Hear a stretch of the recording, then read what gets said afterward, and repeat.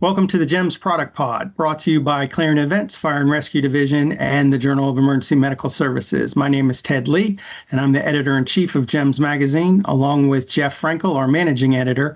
We will be bringing you technology, gear, and equipment that services pre-hospital medicine. And today we have the CEO, founder of dashsplints, Brad. Thanks for joining us today. Yeah, thank you for letting me, be on your podcast. This is awesome. So why don't you give our audience a little bit of your background? Tell us who you are, what kind of experience you've had in pre-hospital medicine.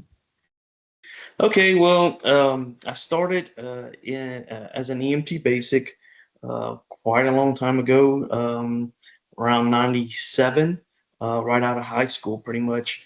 And after that, I got on with a company called the Cadence Ambulance. I worked with them on the ambulance for a while. Then I joined the Army and went to combat medic school, finished from there, and basically got deployed due to 9/11 and was the combat medic on a personal security team out in Iraq for a year. So I got a lot of experience from basically civilian world, then the military. And then when I came back from the military, I joined the Lafayette Fire Department and worked for them. So we still ran, fire department calls, but we also did first responder. So pretty much my whole life, that's what I've done until now. Well, that's great. Thank you for your service. So dashsplints, what is a dash splint? Where did this idea come from? Because, we're used to working in EMS.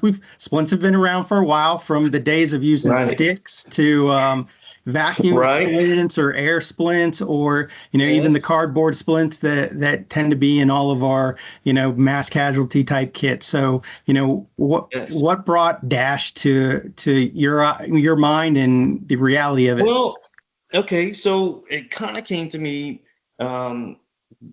before I went to Iraq, getting trained up for it. We went through a lot of different training that was a little bit different than normal.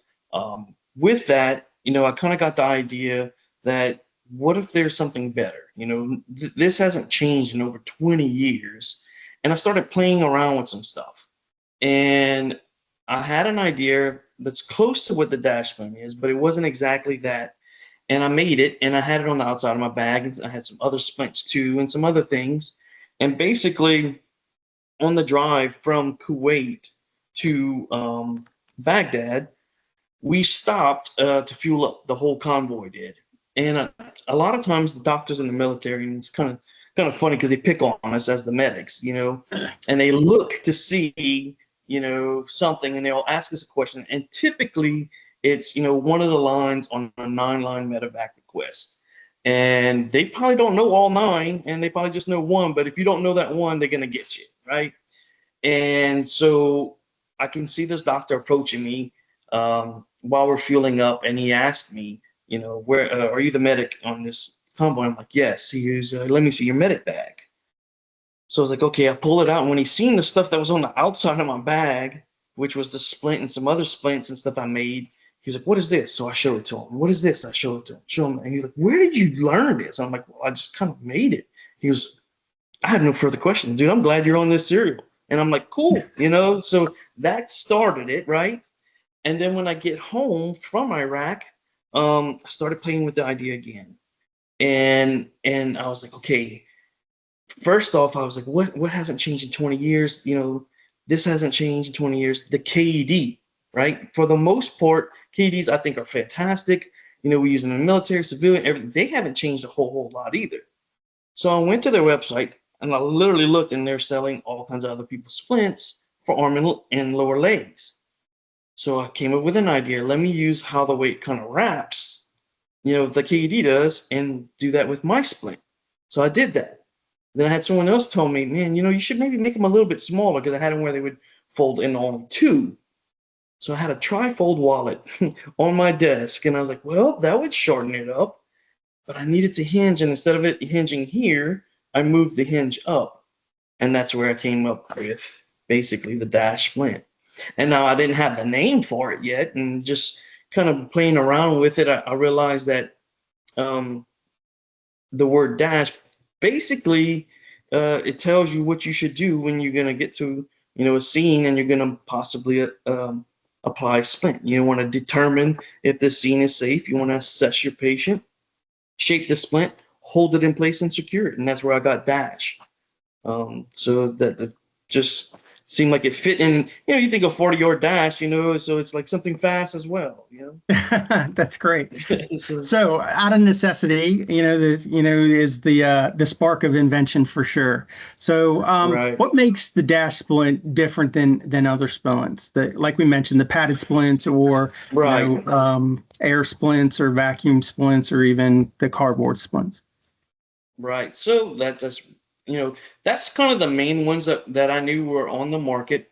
So also when making it, I looked at those and I said, okay, what do I think is the flaws as a medic, with this one? What's the, and I wrote them all down, and basically that's where I came up with it.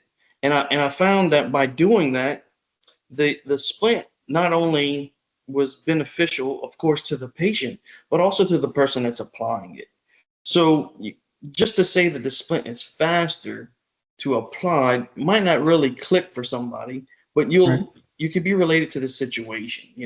For the sports medicine people out there that they're on the field, they have a patient, they know that they need to splint this patient, but the coach or the referee or somebody can be trying to rush that person. And it's like, don't worry about splinting them, just get them off the field, just get them off the field. And that's not necessarily the right thing to do, especially if they, have a potential fracture. So that's where the dash splint would come in, because it's so much faster and so much easier to apply than what's currently on the market. You look at, like you said, the cardboard splints. Well, you have to have several different sizes of cardboard splints. And then once you do have the right size, well, if you need it bent in a 90, you might need to cut it.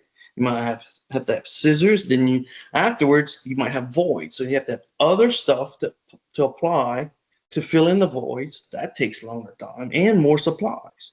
Whereas with the dash splint, you need one splint. It's several different sizes in one, and it contours to the limb, so you won't have the voids. Plus, it's also radiolucent. So once you apply it, you can leave it on during X-ray. It's also a lot wider. So again, maybe with sports medicine, or even, on the ambulance itself, our patients today are not getting very much smaller. Right. Everyone's getting much bigger, to be honest. And the dash splint is, we'll just use, this for instance, is much wider than what splints are being used today. And then you can actually even put two of my splints and you can interlock them by putting another one right here, and you can double the width of this. So now you have a splint that's double the width, and all you did was carry two of these, versus how many would you have to have if you had cardboard? It gets raining, your inclement weather. That's not going to do you very good, when your splint gets soggy and wet and doesn't hold up anymore. Right. Mine, you can use it in any weather. It's made to basically counter all the flaws in the probably top 4 splints that are currently being used. So you mentioned that it's radiographic, and then that it's wide. But when you held up that splint, it looked like you mentioned the KEDs, like it was a individual support along that. What was that design specifically made for, or what was the hope of that? Like design? so you're saying like when I cup it like this, how it Yeah. kind of, yeah. So you say like we'll use I have one right here. It's not quite the right size, but here's a cardboard, right? So you see how it curves, and that's where it normally curves. That's it, Well, Right. if it was a much bigger to fit me or some patient, it might do this. So you have to put stuff all over in here so that it actually gives comfort to that arm. Yeah. If you have one that's really, really big. Well, it doesn't really matter what size you are, because the way that this one, it bends where it needs to be. So it'll wrap, as you can see, all the way. It fills it in. but yet it's still rigid where you need it to. It won't bend backwards, but it'll wrap around. And then basically you have, this is one size, right? This is another size, believe it or not. And this is another size. That's one size. Here's another size. Or you could do the whole length, right? So it's multiple sizes in one, and it contours, but yet it's still rigid. So you can shape it really quick. You know, as a medic in the military, in my mind, what I always thought is if I had to apply this really, really fast, you know, most of your splints for, you know, upper limb, you're going to splint in an L. If you do that, you're going to cover everything from the collarbone, you know, to the wrist. And if you put this on the patient in the battlefield, you put tape right here, you put tape here on the arm, but don't tear it, and then go around them as a sling and tear it, you're done basically. That fast. You know, Right. you then open it up, put it on, you're done. Another thing, and I forgot about mentioning this, is that the way that this does, how it has this right here, if you put tape right there, you'll lock it in place. You see how it doesn't fall. But if, you know, you can't do that with cardboard. You know, Right. If you use the malleable splints, you know, if you bend it and it's, you know, not very, or you have a really heavy limb, you can still bend it back. You know, even Right. if you go and do it. Whereas with the dash splint, if you put that tape right there, it's not bending. You know, you can truly lock it in. So that's another benefit here. Yeah. So with the increased width, it looks like that for most patients, and you said, you know, so this would be, you know, it would work on pediatrics, it would work on adults, but the increased width gives you the ability to wrap more of the arm to where it's a little bit more stable than some of the other Yes. splints that we see.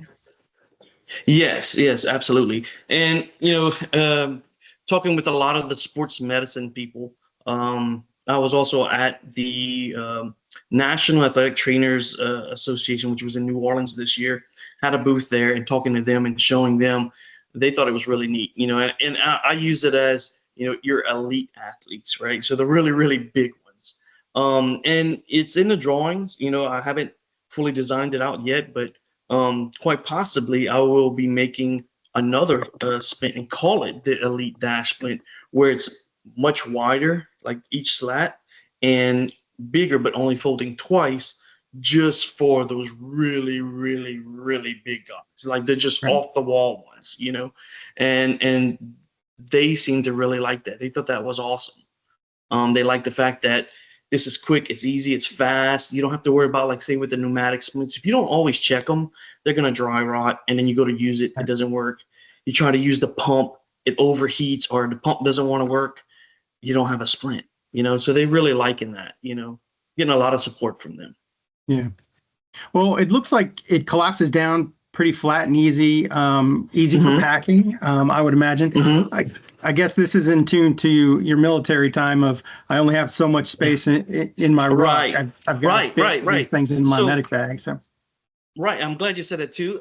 That's another thing when I was coming up with, that's why I shortened it and, you know, and looked and used the trifold wallet. I was playing with the older style combat lifesaver bags at first, and what I had did is I had made it to where it could fit in that bag, and then you could put an IV bag inside of it, and then zip it closed, and then it gave protection also to that IV bag.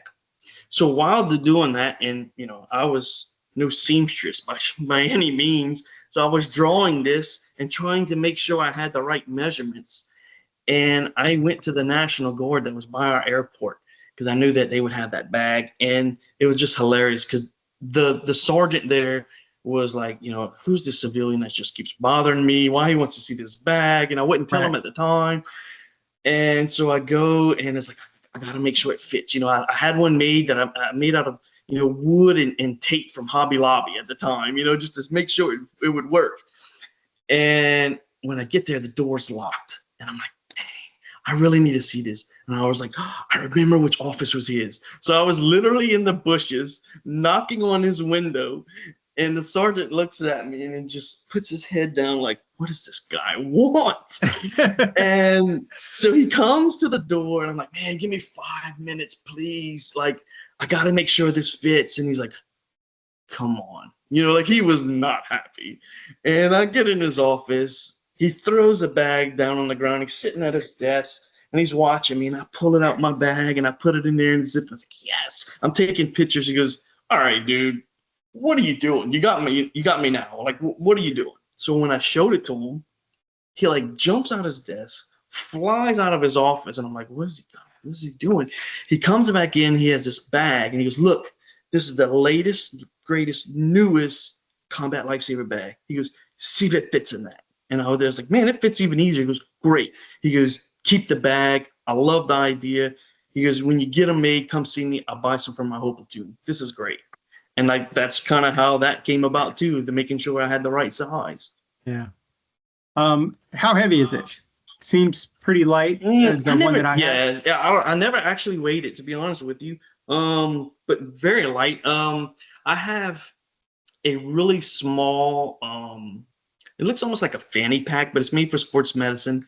And what I did is it has some little straps. I don't have it with me right now, but I put two of them actually on the outside. And with the outside straps, I strap it in and put all my tape and everything else inside of it, and it fits perfect. I think I haven't tried it lately, but you can almost fit it in your cargo pocket if you're having cargo, like the military style. Right. You can almost put it in that. I mean, it's really. Another thing I had thought about too is like as a sergeant, if you had a map book, sometimes you'll have that, and you'll fold your map a certain way and you stick it in there. I want to say it might even be able to fit in a large map bag. So then that way you could put this in there and then put the map and then zip it up, and it'll kind of protect your map too. And that's another thing too, like maybe your medic bag or whatever, because it's how it folds. I even thought about that. Wherever you put your IV solutions, do like I was talking about with the other bags. Just put this in there, put your IV bags in there, and then there you go. It's right there. It won't take up much more space than you're just basically putting it underneath your IV bag.